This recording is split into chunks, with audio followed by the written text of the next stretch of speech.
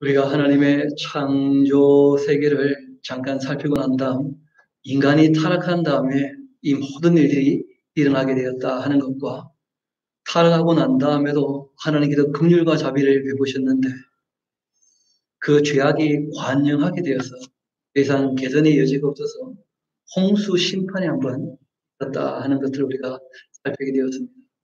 그 후에 하나님 또다시 긍휼과 자비와 은혜를 베푸셔서 사람들에게 지혜를 허락하시고 살만하게 해주셨는데 그 사람들이 교만과 욕심으로 하나님을 떠나고 하나님 말씀에 순종하지 않고 우상을 만들고 그렇게 함으로 언어가 달라져서 온 세상에 흩어지게 되었다 하는 우리가 원역사 내용들을 함께 살폈습니다.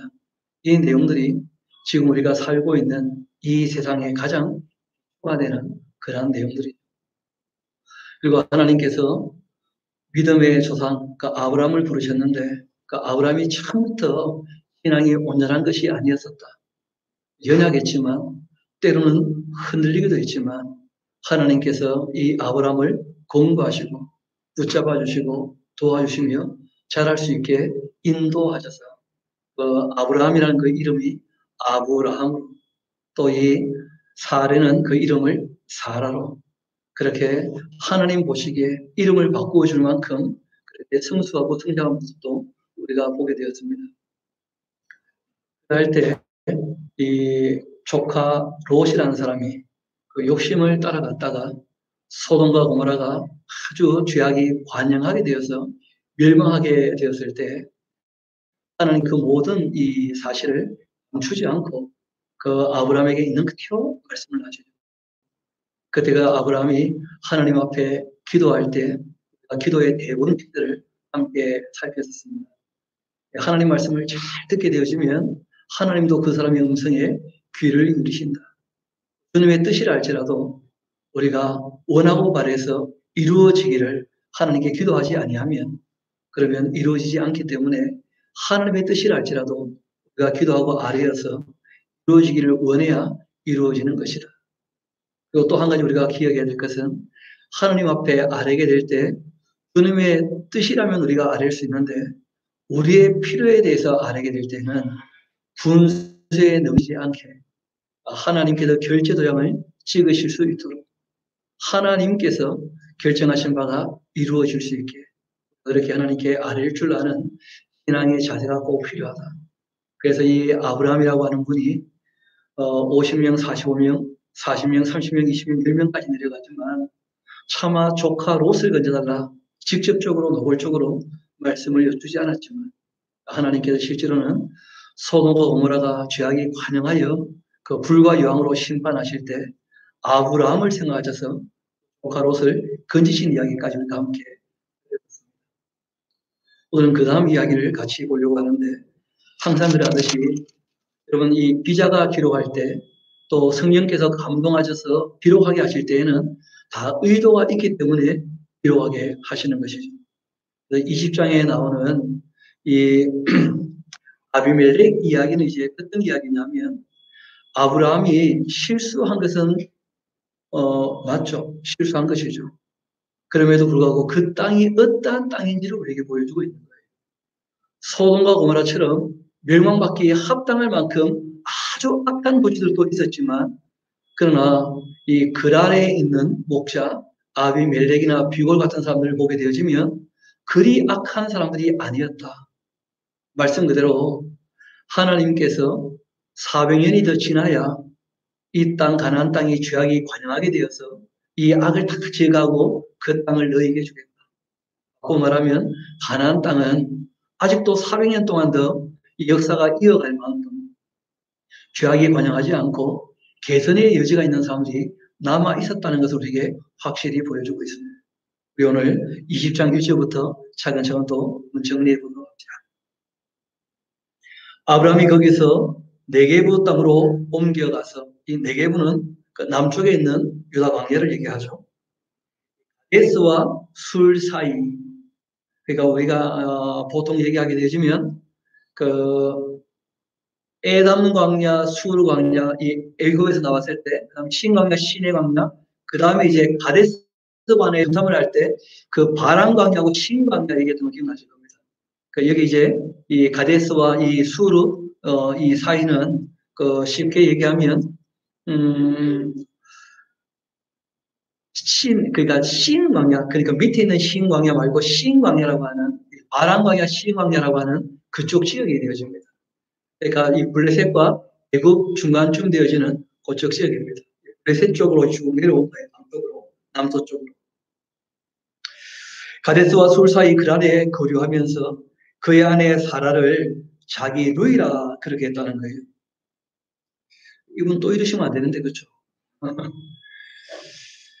그랄 왕 아비멜렉이 사람을 보내어 사라를 데려갔다는 거예요. 그럼 이때는 벌써 이 아브라함과 사라는 나이가 99세, 89세 이쯤 되시니까 아름답다 이런 말 안 나오시죠. 그러니까 이때 이제 이 여자를 원하는 이유는 딴 게 아니고 아브라함이 큰 부족의 족장이기 때문에 그 땅 왕이 그러니까 아브라함하고 함께 관계를 맺고 서로 싸우지 않으려고 그런 이 혼인가족 외교 관계를 맺으려고 그렇게 하는 것이겠죠. 그때 이제 아브라함이 그걸 거절을 못하는 입장이다. 왜냐하면 지금부터 4천년 전 세상이니까 전혀 이 윤리나 또는 이 행정이나 이런 것들이 정리가 되지 않았던 그런 시대였거든요. 이어봅시다. 그 밤에 하나님께서 아비멜렉에게 꿈에 나타나셨습니다. 그리고 그에게 한 말씀하신 겁니다. 너가 데려간 이 여인으로 말미암아 너를 죽이겠다. 이것은 죽이는 것을 목적으로 말씀하신 거 아니에요. 그 손대면 죽게 될 테니까 정신 차려라 하고 이제 말씀하신 겁니다. 그는 남편이 있는 여자이기 때문에 그러면 남편이 있는 여자를 손대면 죽는 겁니다. 하나님 앞에 용납되지 않는 이야기입니다. 그런 남편이 있는 여자 유부녀다. 아니 그 나이 보면 모르겠습니까? 89세인데 당연히 유부녀죠. 그 아비멜렉은 그 여인을 가까이 하지 아니하였습니다. 가까이 하지 않을 만도 하시겠죠. 가까이 하지 않았습니다. 그래서 그 아비멜렉이 하나님께 대답을 하죠. 주님, 주께서 의로운 백성도 멸하시나이까. 그러니까 아비멜렉 입장에서는 욕심을 가지고 남의 아내를 빼앗은 게 아니었다는 거예요. 정치적으로 외교 관계를 맺고자 그렇게 이제 아브라함이 자기 누이라고 하니까 관계를 이렇게 맺은 것 뿐이지 나는 의롭게 행동했고 하나님께 죄 지은 게 없지 않습니까? 하고 이제 왜냐하면 그가 이 나에게 아브라함이 말했다는 거죠. 나의 누이라고 하지 아니하였나이까. 또 그 여인도 그는 내 오라비라. 부부가 똑같죠. 그렇게 하였사오니 나는 온전한 마음과 깨끗한 손을 가지고 이렇게 한 것뿐입니다. 내가 절대 나의 욕심을 가지고 남의 아내를 빼앗아온 게 아닌 것 하나님 아시지 않습니까? 그런데 하나님 그렇게 말씀하시면 어떡합니까? 하고 이제 의아하게 오히려 반문하듯이 하나님께 물어봅니다. 그때 하나님 대답이 이러했죠. 꿈에 또 그에게 이르시되 그래 너가 온전한 마음으로 이렇게 한 줄 나도 알고 있다. 그래서 내가 너를 막아서 여러분 그러니까 악의가 아니고 선의를 가지고 행동을 할 때에도 사람들이 실수를 하거나 다른 사람의 말에 속아서 잘못을 저지르는 일이 있을 수 있습니까? 없습니까? 있을 수 있다. 그래서 하나님께서 일부러 그렇게 되지 않으려고 내가 막아주려고 일부러 나타나서 얘기한 것이다. 고 말씀하십니다. 내가 온전한 마음으로 이렇게 한 줄 나도 알았으므로 너를 막아 나에게 범죄하지 아니하게 하였나니 여인에게 가까이 하지 못하게 함이 이 때문인 것이다. 남의 아내를 손대면 죽는다. 그렇게 얘기한 이유는 죄짓지 않게 하려고 그렇게 합니다. 그리고 우리 7절은 같이 한번 읽어보도록 할까요? 시작. 이제 그 사람의 아내를 돌려보내라. 그는 선지자라. 그가 너를 위하여 기도하리니 내가 살려니와 내가 돌려보내지 아니하면 너와 내게 속한 자가 다 반드시 죽을 줄 알지니라. 여러분, 하나님 하시는 말씀을 우리가 꼭 눈여겨볼 필요가 있는데, 하나님께서는 꼭 두 가지 길을 말씀을 하셔요. 내가 너에게 말을 했는데 순종할 것인가, 순종하지 아니할 것인가 하는 것은 누구 책임이라는 거예요? 너의 책임이라는 거예요. 내가 죄에 안 죽도록 하마 이렇게 하신 게 아닙니다. 내 입장을 내가 명확히 알았다면 내 말을 따를지 그럴지 않을지 너가 결정해야. 그래서 내가 나타나서 말을 하는 것이다. 지금은 우리가 그 꿈에 하나님께서 나타나셔서 이런 식으로 말씀하시는 일은 없죠. 왜냐하면 계시가 완성되었기 때문에. 그래서 우리가 시마다 때마다 다시 말씀을 살펴보면서 하나님 말씀이 어떠한가를 살펴 따를 것인가 따르지 않을 것인가, 그는 본인이 결정하고 본인이 실천할 문제가 됩니다. 각 사람이 행한 대로 하시는 말씀이 바로 그러한 것들이죠. 그래서 하나님께서 굉장히 인격적으로 이 사람들을 대해주신다는 것을 우리가 알 수가 있는데, 그 다음에 굉장히 중요합니다. 8절 봅시다. 아비멜렉이 그날 아침에 일찍 일어나 모든 종들을 불러 그 모든 일을 말하여 들려주니 그들이 심히 떠들겠다는 거예요. 두려워했다는 거예요. 그럼 하나님을 두려워할 줄 알기 때문에 개선의 여지가 있는 거예요. 하나님을 두려워할 줄 알기 때문에 그 말씀에 순종할 수가 있는 것입니다.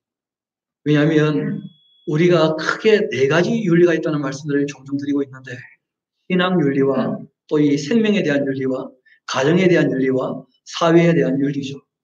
이 신앙 윤리의 가장 기본은 하나님을 두려워하는 경외심이다.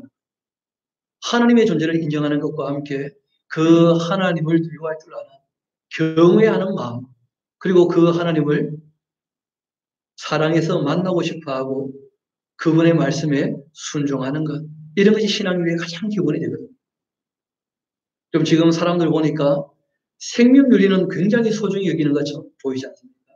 코로나19가 창궐하게 될 때 정말 살아야 된다, 반드시 살아야 된다, 정말 다 살아야 됩니다. 이런 너무 힘쓰고 애쓰고 또 그 일을 위하여 희생하고 봉사하고 수고하시는 모든 분들 너무 감사하죠. 그런데 그 반면에 또 어떤 일들을 우리가 보게 되냐면, 하나님 믿지 않는 사람들이 이런 일들이 일어날 때마다 하나님에 대하여 함부로 조롱하고 놀리고 하나님을 멸시하고 하나님을 무시하는 그런 얘기들을 우리가 함께 듣게 됩니다. 그럼 생명윤리가 아무리 소중하지만 신앙윤리에 앞설 수가 없습니다. 신앙윤리가 최우선된 윤리인 것이고, 그리고 그 신앙윤리 다음에 생명윤리가 있는 이유는 하나님께서 모든 생명의 주인 되시기 때문에, 일생뿐 아니라 영생의 주인이 하나님이시기 때문에 이 신앙윤리는 모든 윤리에 앞선 윤리가 되는 것이죠. 우리가 참 입장과 형편이 어려워졌지만 그래도 뭐 이런저런 모양으로 함께 예배하고자 힘쓰고 애를 쓰게 되는 이유가 거기에 있습니다. 하나님과 맺은 약속을 지킨다는 것은 무엇보다 소중한 일이기 때문에 그러한 거죠. 그래서 오늘 보니까 이 노트북 가지고 지금 예배 도움을 받아서 함께 예배하고 있는데, 이 노트북에 제일 먼저 화면에 제 얼굴이 뜨고 있어요.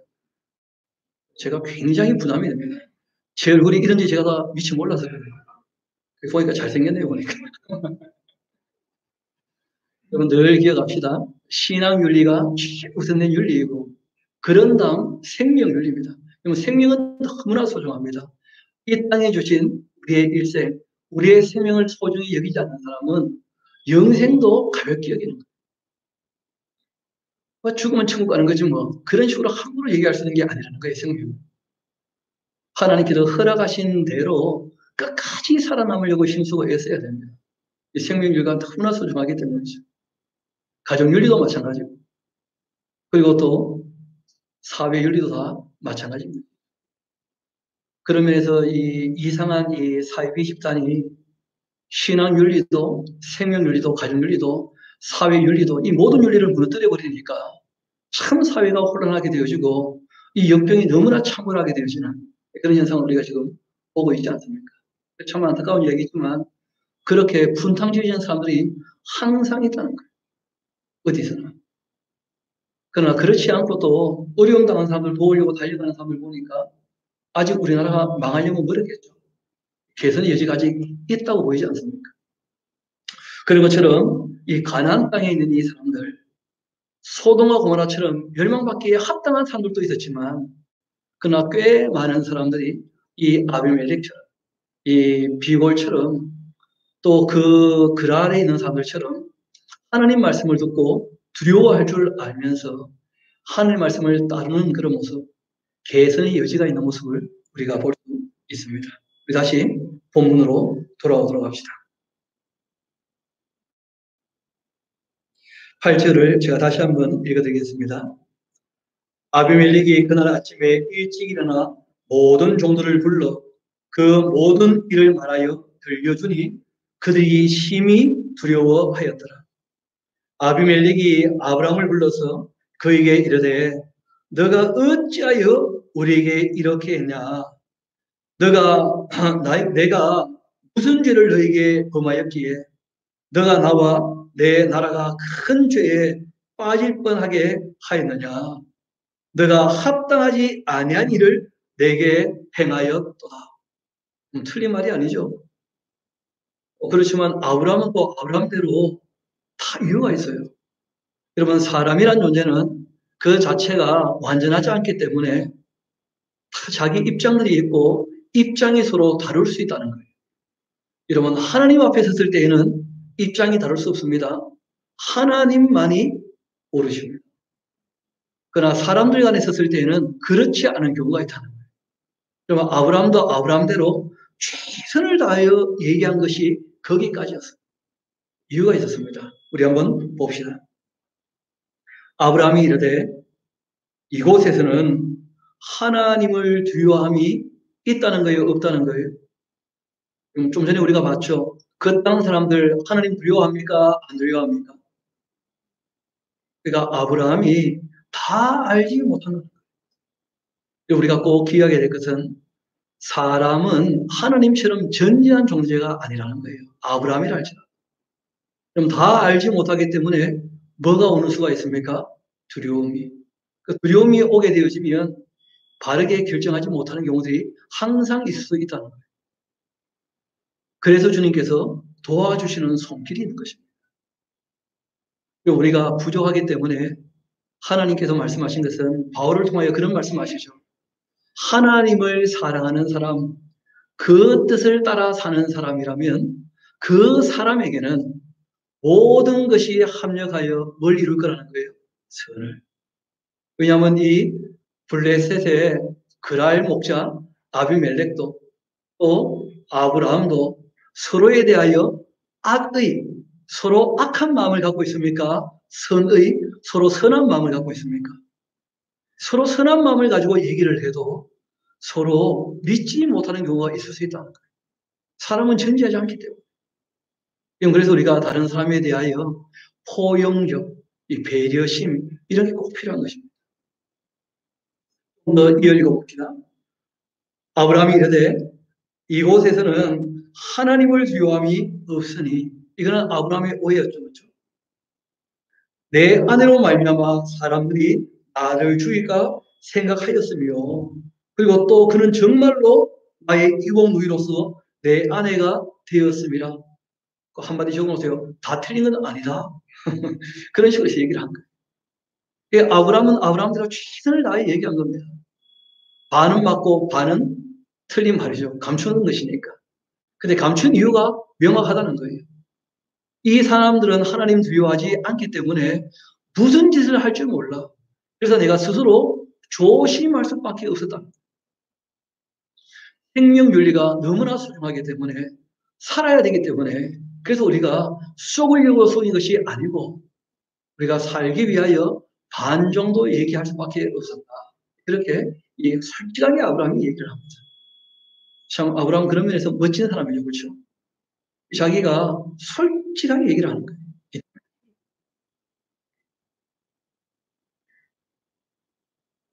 그리고 이어 말씀하십니다. 하나님이 나를 내 아버지 그 집을 떠나 두루 다니게 하실 때에 내가 아내에게 말하기를 이후로 우리의 가는 곳마다 그대는 나를 그대이고 오라비라 하라. 이것이 그대가 내게 베풀 은혜라. 그렇게 하였습니다. 그러니까 사라가 나도 아브라함의 누이입니다 하고 얘기한 이유는 뭐냐면 내가 부탁했기 때문이다. 그러니까 사라에게는 뭐가 없다는 거예요? 잘못이 없고 모든 일에 대한 책임은 나에게 있는 거죠. 이게 아브라함의 자세였다. 여러분 이런 말을 할 때 사라가 옆에 있다가 참 기분 좋겠습니까? 기분 나쁘겠습니까? 참 남편 믿을만 하겠죠. 정말 모든 책임을 져주려고 하는구나. 이런 것이 이제 아브라함의 삶의 자세가 되어집니다. 그렇게 되어지자 그 아비멜렉이 양과 소와 종들을 이끌어 아브라함에게 주고 그의 아내 사라도 그에게 올려보내고 그 아브라함에게 이르되 내 땅이 너희 앞에 있으니까 너가 보기에 좋은 대로 거주하라. 그렇게 해서 그 땅을 내어줬다는 거예요. 그리고는 사라에게 말합니다. 내가 은청계를 내 오라비에게 주어 그것으로 너와 함께한 여러 사람 앞에서 너의 수치를 가리게 하였노니 너의 일이 다 해결되었느니라. 그때 이제 이 아브라함이 하나님께 기도했고 하나님께서 아비멜렉과 그의 아내와 요종을 다 치료하사 출산케 그렇게 하셨다고 기록하고 있습니다. 여러분 하나님의 뜻이라 할지라도 하나님의 뜻이 이루어지기를 기도하지 않으면 이루어지지 않는 것이죠. 그래서 아브라함이 하나님의 뜻이 이루어지기를 뭐 했다는 거예요? 기도했다. 말씀하신 그대로. 그렇게 기도하자 말씀하신 대로 다 이루어진. 그리고 여호와께서 이왕에 아브라함의 아내 사라의 일로 아비멜렉의 집의 모든 태를 닫으셨다. 그렇게 그 태가 이제 열리고 아브라함의 삶도 이제 좀 풀리는 일들이 있게 되어지는데 앞을 잠깐 봅시다. 한 가지 우리가 좀 짚고 넘어갈 주제가 있습니다. 여러분 그 요즘에 신천지 때문에 많이 더 시끄럽지 않습니까? 또 정체가 많이 드러나기도 하고 그렇게 되는데 그 사이코패스 또 소시오패스 이런 사람들하고 이단 사이비 교주들하고 그 일하는 방식이 굉장히 비슷하다 그런 얘기를 해요. 이게 무슨 말이냐면 이 사이코패스나 소시오패스는 다른 사람을 조종하기 이전에 굉장히 선심을 쓰는 거예요. 잘해주고. 여러분 그러니까 악의를 가지고도 남에게 참 유익이 될 만큼 그 사람이 즐거워할 만큼 그렇게 얘기해 줄 수 있게 사람들이 일을 할 수 있습니까? 없습니까? 그 일할 수 있다는 거예요. 그래서 무엇을 하느냐 이전에 그 의도라는 게 훨씬 더 중요하다는 거예요. 의도라는. 좀 보통 이 사이코패스나 이단 교주들이나 또는 조직폭력배가 하는 방법은 이렇다고 합니다. 제일 먼저는 자기 동아리에 들어오게 하려고 포섭을 하는 상대를 딱 정해놓고는 그 사람에게 알게 모르게 계속 어떤 혜택을 준다는 거예요. 그리고는 이제 만남을 가지고는 직접적으로 적어도 3개월, 길면 한 6개월 정도 진짜 퍼부어준대요. 그래서 거기에 이제 빠지게 되는 이유가 뭐냐면 자기 평생에 그런 사랑을 한 번도 받아본 적이 없는 것처럼 여겨집니다. 너무 행복해서. 한번 생각해 보세요. 대여섯 명이 한 사람만 집중적으로 타겟을 삼아가지고 사랑을 퍼부어 준다고 한번 생각해 봐요. 근데 그게 진짜 사랑이 아니고 다른 의도가 있는 것이거든요. 아주 계산적이지만 그냥 퍼부어 주는 거예요. 그러니까 그러한 이 혜택을 받는 사람은 자기가 원하고 바라는 것을 다 해주니까 이 사람들이 그 사람은 세상에 너무 고마운 사람이에요.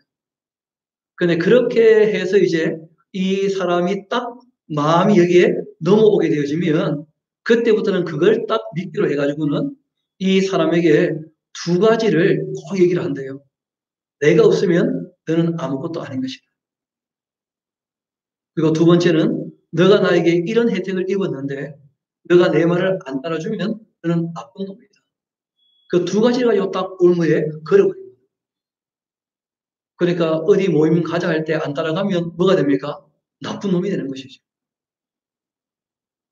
뭘 부탁을 했는데 안 들어주면 진짜 나쁜 놈이 되는 거예요. 그 사람에게 있어서. 그때부터 이제 이 사람의 일생을 어떻게 하는 거예요? 조종하면서 그 사람을 갈취하기 시작합니다.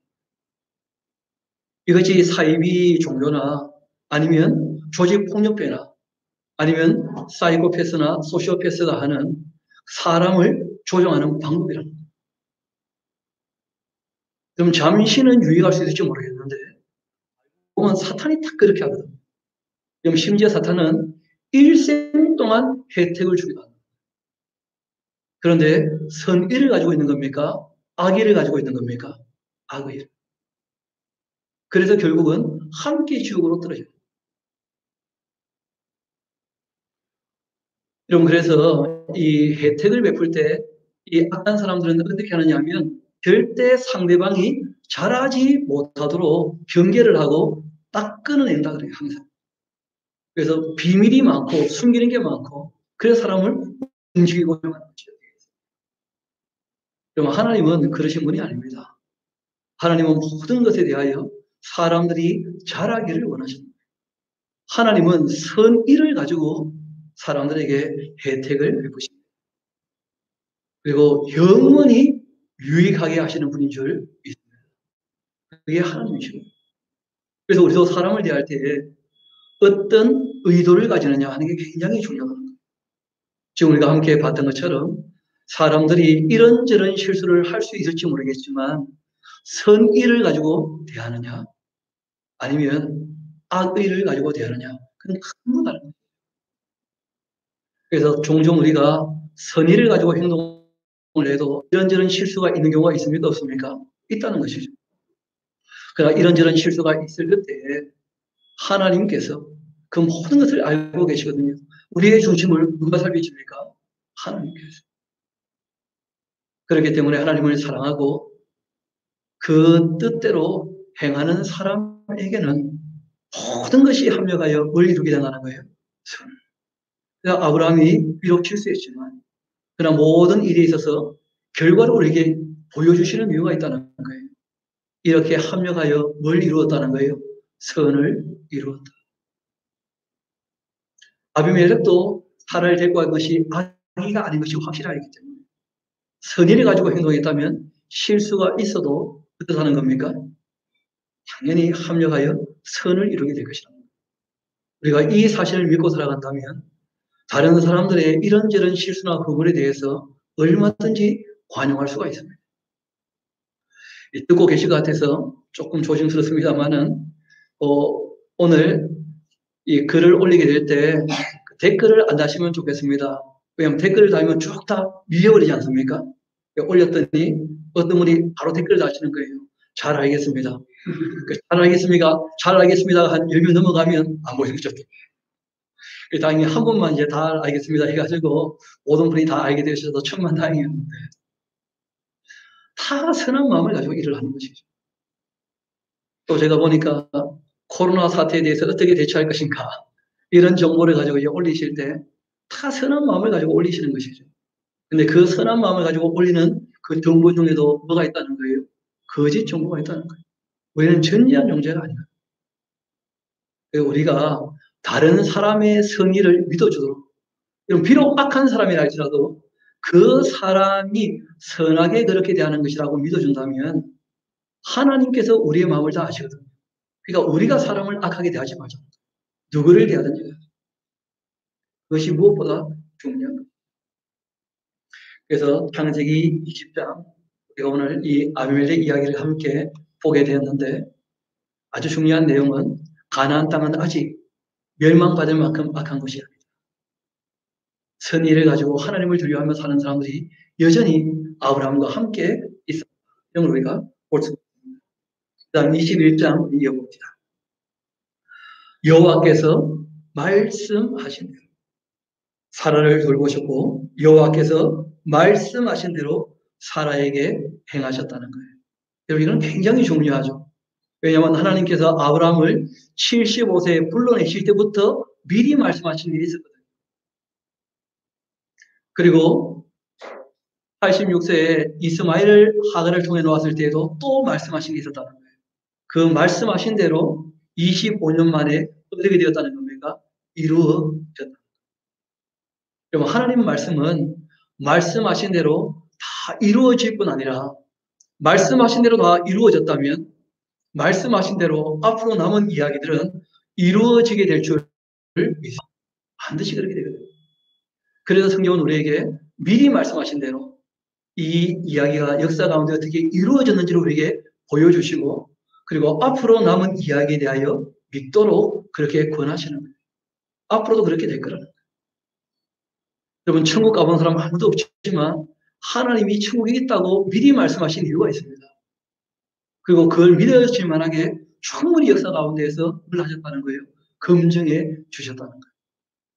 아브라함과 사라에게 말씀하신 대로 다 이루어 주신 것처럼 성경이 말씀하신 대로 우리에게도 약속하신 것을 다 허락해 주실 줄 믿습니다.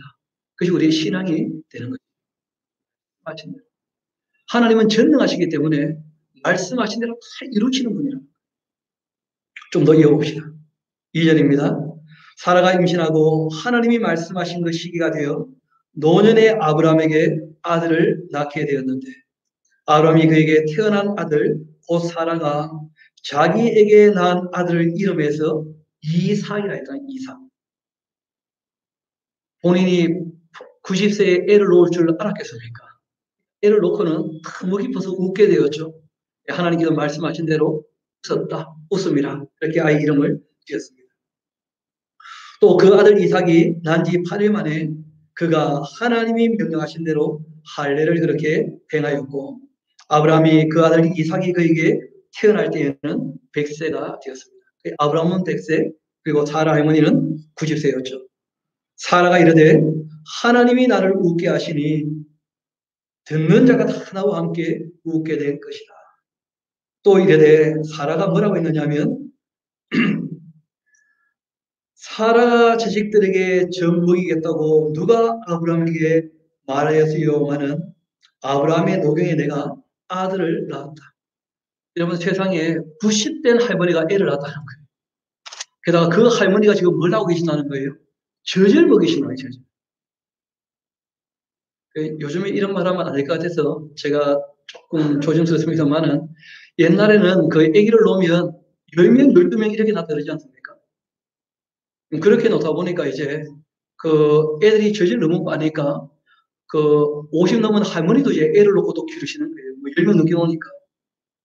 애가 뒤에 엎혀 있는데, 진짜 엄마 그러니까 이렇게 넘겨줬다는데요. 한 12명 빨아먹으면 그쯤 되겠죠. 그런지도 모르겠습니다.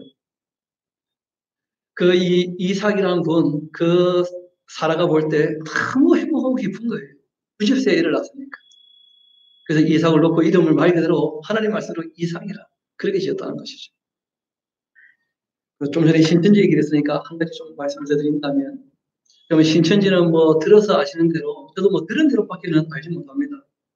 14만 4천이 구원받기 때문에 그 14만 4천이 핵심 멤버가 된다는 거예요. 쉽게 말하면. 그래서 그 안에 들어가려고 시험까지 시킨다 그러지 않습니까? 그래서 신천지들이 제일 저주가 되는 말이 있다 그래요. 그게 뭐냐면 14만 4천 1번. 불쌍하겠죠. 14만 4천 제일 구원받고 14만 4천 1번이 되면 안 되니까 14만 4천 1번이 안 되려고 그렇게 힘쓰고 있었다는 거예요. 그런 것을 이용해가지고 사람들을 갈고리로 긁어매고는 그 교주가 자기 마음대로 움직여요. 거기에 걸려있는 사람들 못 빠져나오는 거예요. 어리석해요. 자기의 인격을 가지고 맑은 정신을 가지고 우리에게 자유를 주신 그 하나님을 만나지 못했기 때문에 신앙 윤리도 생명 윤리도 가정 윤리도 사회 윤리도 아무것도 없는 정말 사이비 집단이 되고 마는 것이죠. 그래서 정말 조심해야 될 것입니다. 우리 다시 말씀을 이어봅시다. 8절로 가도록 합시다. 아이가 자라며 젖을 떼고 이삭이 젖을 떼는 날 아브라함이 큰 잔치를 베풀었고 또 사라가 보니까 아브라함의 아들 애굽 여인 하갈이가 아들이 이삭을 놀렸다는 거예요. 사라 할머니가 볼 때 그랬던 것 같아요. 그렇죠? 오른쪽으로 표현되어 있죠. 이 사라 할머니가 그 하갈의 아들 이스마엘에 대해서 탐탁치 않은 마음을 늘 갖고 계셨던 겁니다. 나이 차이는 한 13살 정도 차이가 나거든요. 사라가 보니까 아브라함의 아들 이 애굽 여인 하갈의 아들이 이삭을 놀리고 그때 이제 이삭은 젖을 뗐으니까 여러분 이 당시에는 유아 사망률이 높았던 때이기 때문에 아이가 젖을 떼면 이제는 죽지는 않는다. 거기에 대한 이제 보장이 있는 거예요. 안심이 되어지고 큰 잔치를 베풀게 되는 것이죠. 그가 아브라함에게 말합니다. 이 여종과 그 아들을 내쫓으라. 이 종의 아들은 내 아들 이삭과 함께 기업을 얻지 못할 것이다. 아브라함이 그의 아들로 말미암아 그 일이 매우 근심이 되었다는 거예요. 좀 비슷한 사건을 한번 기억하실지 모르겠습니다. 하갈이 임신했을 때, 아기를 배웠을 때, 그때 이제 이 사라가 그 하갈이 이 자기 여인을 무시하니까 아브라함에게 와가지고 내가 못 살겠다. 어떻게 할래?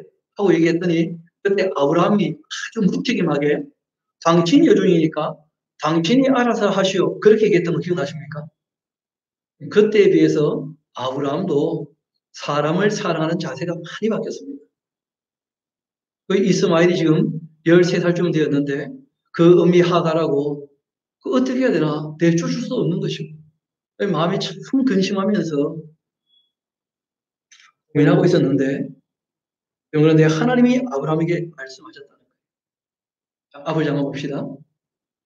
우리가 기도하기 전에 우리에게 필요한 모든 것을 하나님께서 미리 다 아시는 줄 믿습니다. 지금 아브라함이 무슨 기도를 한 겁니까? 고민하고 있는 겁니까? 고민하는 중에 이미 하나님께서 다 아시고 말씀을 하십니다. 예수님도 똑같이 말씀하시죠. 너희가 구하기 전에 너에게 있어야 할 것을 하나님 아버지께서는 어떻다는 거예요? 다 알고 계신다는 거예요. 그러니까 우리가 아버지 하나님께 무슨 말을 많이 하는 게 중요한 게 아니에요. 우리가 그 말씀을 잘 듣고 따르는 것이 중요한 것이지. 우리가 하나님께 뭐 자꾸 욕심을 가지고 이거 해달라 저거 해달라 자꾸 그렇게 요구하는 게 그게 썩 자라는 것이 아닙니다. 신앙에 있어서. 아브라함의 신앙이 바로 우리의 신앙의 본이 되는 것입니다. 하나님께서 어떤 분인지를 우리에게 보여주고 아브라함이 근심하며 고민하는 중에 하나님께서 다 아시고 아브라함에게 말씀하십니다. 너의 아이나 너의 여종으로 말미암아 근심하지 말고 사라가 너에게 이런 말을 다 들어주어라. 이삭에게서 나는 자라야 너의 씨라 부를 것이다. 하나님께서 계획이 있으셨거든요. 여인의 후손, 이 여인의 후손은 아브라함의 이 혈통을 따라서 이삭의 그 집안을 따라서 이후에 누가 오십니까? 그래서 나중에 그 로마서 9장쯤 가면 바울이 이스마엘이 아니고 약속으로 말미암아 그 말씀하신 대로 태어난 아들로 말미암아서 하나님께서 일을 하신다. 그러면서 예수님을 소개하는 것을 보게 되죠.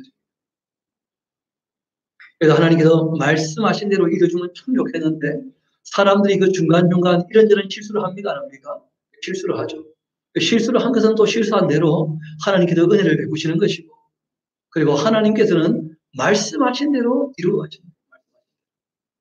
이 사라에게서 난자라야 너희 씨라 부르게 될 것이니까 그 하갈과 이스마엘을 내보내도 내가 다 책임져 주마 하고 아브라함에게 안심을 지켜주신 것이죠. 그렇지만 여종의 아들도 너희의 씨니 내가 약속한 것은 아니었지만 너희의 씨니까 내가 그로 한 민족을 이루게 하리라 그렇게 하셨습니다. 아브라함이 아침에 일찍 일어나 떡과 물 한 가죽 부대를 가져다가 하갈의 어깨에 메어주고 그 아이를 데리고는 가게 했더니 하갈이 나가서 부엘세바 광야에서 방황하게 되어집니다. 가족에게 우리 떨어진지라 그 자식을 관목덤불 아래에 두고서는 이르되 아이가 죽는 것 참아보지 못하겠다 하고 화살 한바탕 거리 떨어져 마주 앉아 바라보며 소리내어 울었다. 뭐 우는 거 말고는 할 수 있는 게 아무것도 없잖아요. 여자 혼자 아기를 데리고 나왔는데 먹을 양식 그리고 마실 물은 다 떨어졌고 사막 한가운데서 어찌하겠습니까? 그런데 그 17절 같이 한번 읽어볼까요? 자, 하나님이 그 어린 아이의 소리를 들으셨으므로 하나님의 사자가 하늘에서부터 하갈을 불러 이르시되 하갈아 무슨 일이냐 두려워하지 말아라.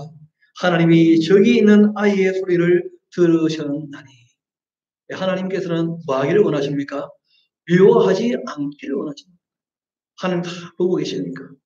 하나님께서 그 아이의 울음소리를 들으셨다. 그리고는 말씀하십니다. 일어나 아이를 일으켜 내 손으로 붙들어 주어라. 그가 큰 민족을 이루게 하겠다. 그렇게 하셨고 하나님께서 하갈의 눈을 밝히시니까 샘물을 보게 되었다는 거예요. 그러니까 하나님께서 샘물을 터뜨리신 것이 아니고 이미 뭐가 있었습니까? 샘물이 다 있었어요. 그런데 왜 안 보이느냐? 우니까 안 보이는 거예요. 그래서 하나님께서 두려워하지 말고 좀 찾아봐. 다 보인다니까. 그렇게 해서 이제 그 샘물을 찾아서 그렇게 마시게 되었죠. 눈을 밝히시니까 샘물을 보고 가서 가족 부대의 물을 채워다가 그 아이에게 마시게 했다는 거예요. 우리가 꼭 기억할 것은 세상 살아갈 때 이런저런 두려움이나 공포나 어려움이 엄습해 올 수 있지만 성경은 우리에게 부지런히 부탁하십니다. 염려하지 말라고, 두려워하지 말라고. 그러니까 두려워하거나 염려하면 있는 것도 안 보인다는 거예요. 두려워하지 않고 담대야 정말 인격이 깨어 있어야 주님께서 보여주시는 것들을 우리가 볼 수가 있는 거예요. 눈을 밝히셔서 그리고는 그 하나님께서 그 아이와 함께 계셨고 그가 장성하여 광야에서 거주하며 활 쏘는 자가 되었는데 그가 바란 광야에 거주할 때 그의 어머니가 그를 위하여 애굽 땅에서 아내를 얻어 주었습니다. 하갈이 애굽 여인이니까 애굽 여인을 얻어서 아내로 삼아 주신 것이죠. 여러분 결국 이제 이 바란 광야에 있다가 이 이스마엘이 어디로 가느냐 하면 우리가 알고 있는 아라비아 반도 쪽으로 이제 내려가서 아라비아에 머물면서 많이 불어나게 됩니다. 그래서 이들의 후손을 아랍 민족이라 이렇게 얘기하죠. 아라비아 사람들. 아랍이란 말은 광야라 그런 의미가 있어요. 광야에서 살아가는 사람들. 이 사람들이 이제 지금 우리가 소위 말하는 이슬람의 그 선조가 되시는 것이죠. 그때 이 아비멜렉과 또 그 군대장관 비골이 아브라함에게 말합니다. 뭐라고 하느냐면 너가 무슨 일을 하든지 간에 하나님이 너와 함께 계시는 것을 우리가 봤다는 거예요. 그리고 뒤에 보면 그 일들이 알게 되는데 어떤 일들이 있었느냐 하면 아브라함이 이 사막에 머물면서 땅을 팔 때마다 우물이 나왔던 거예요. 그러니까 그들이 보니까 야, 저 사람은 뭘 해도 뭐가 되네 진짜. 저 사람 저 사는 거 보니까 인간으로서 저럴 수가 없다. 심지어 또 뭘 경험했었습니까? 사라 일로 말미암아서 하나님이 직접 나타나서 아브라함을 보호해 주시는 것을 이 아비멜렉이 경험했지 않습니까?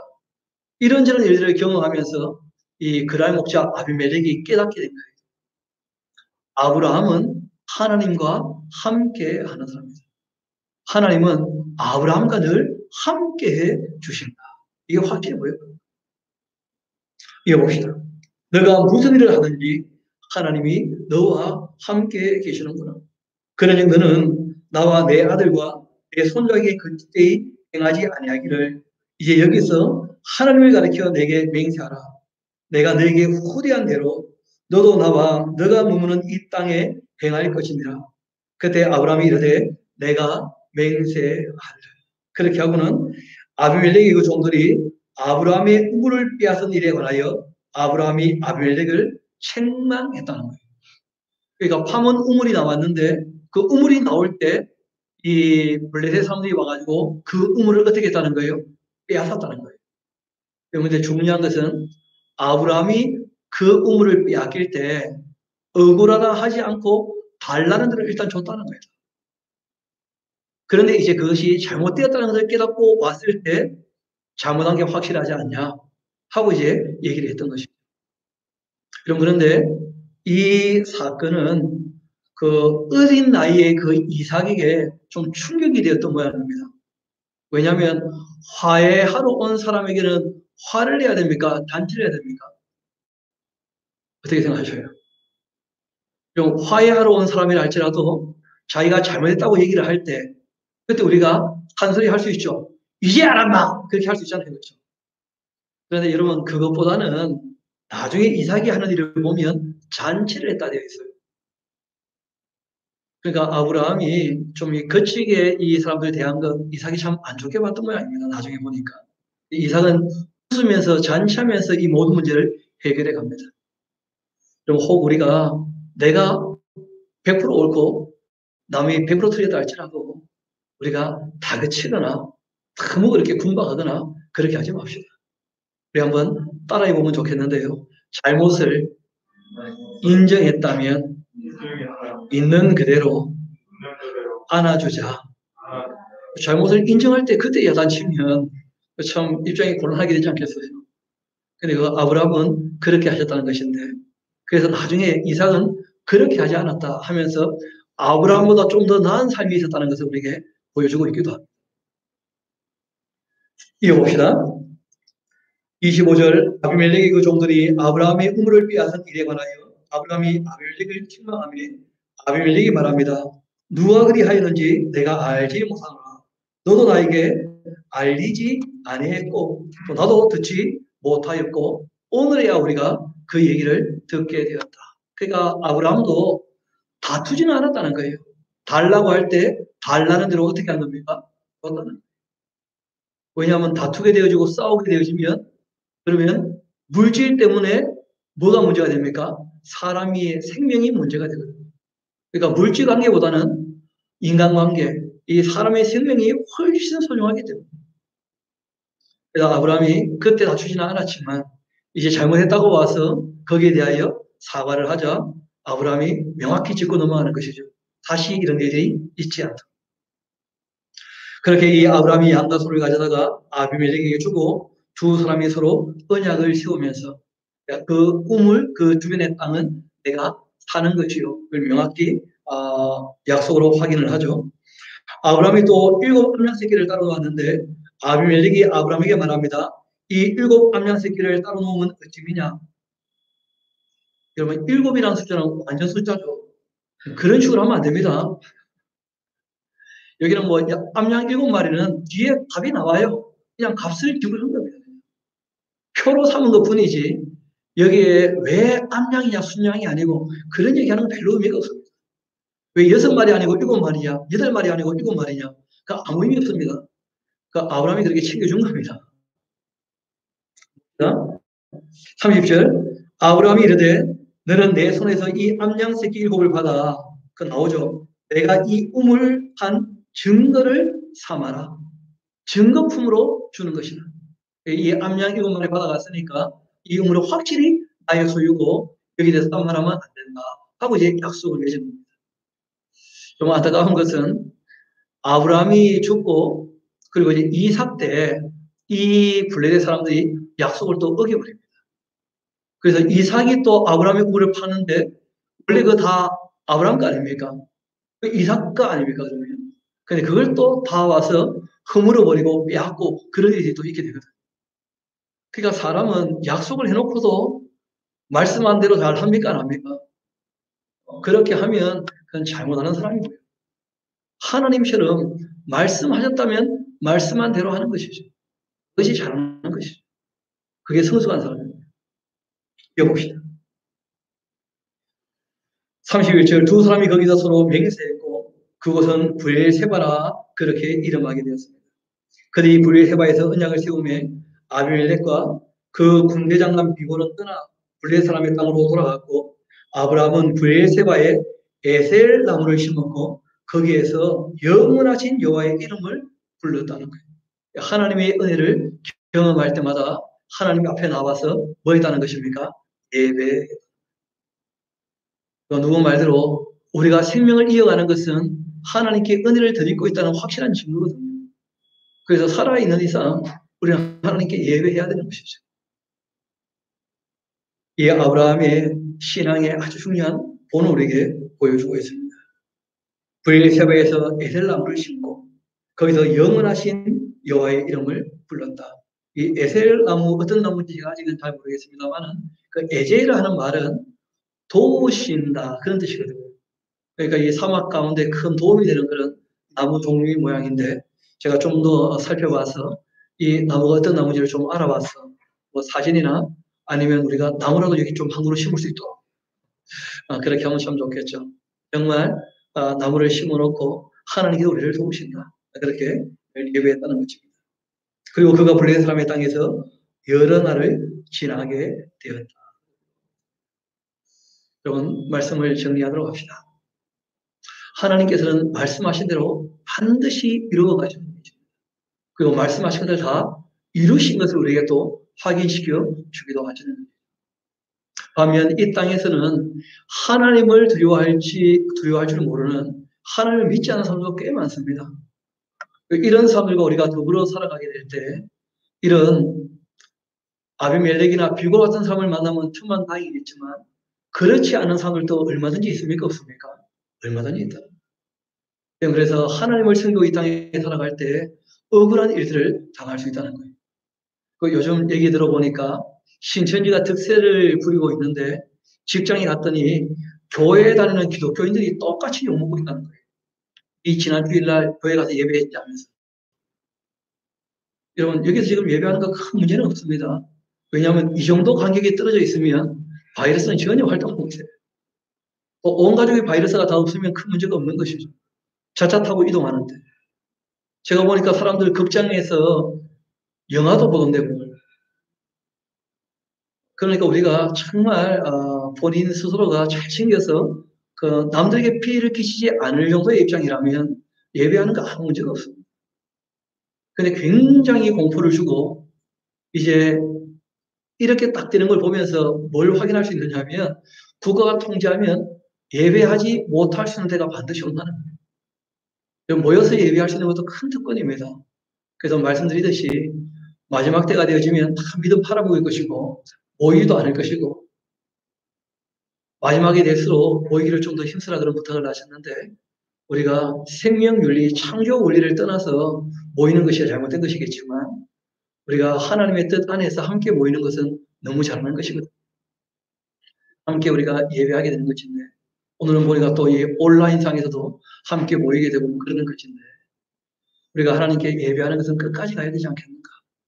그리고 우리가 하나님께 온전히 예배하고 선의를 가지고 이 세상을 대한다 할지라도 이 세상은 하나님에 대하여 악한 마음을 가지고 우리에게 악의를 가지고 대할 수 있는 일이 얼마든지 있을 수 있다는 거예요. 왜냐하면 우리 이 시대는 아브라함이 경험했던 그 가나안 시대보다 더 악한 시대를 우리가 맞이하기 때문에 그렇답니다. 그럴 때 어떻게 할 것인가? 우리 오늘 베드로전서 2장에 있는 말씀으로 오늘 말씀을 마무리하고 베드로전서 2장 같이 가도록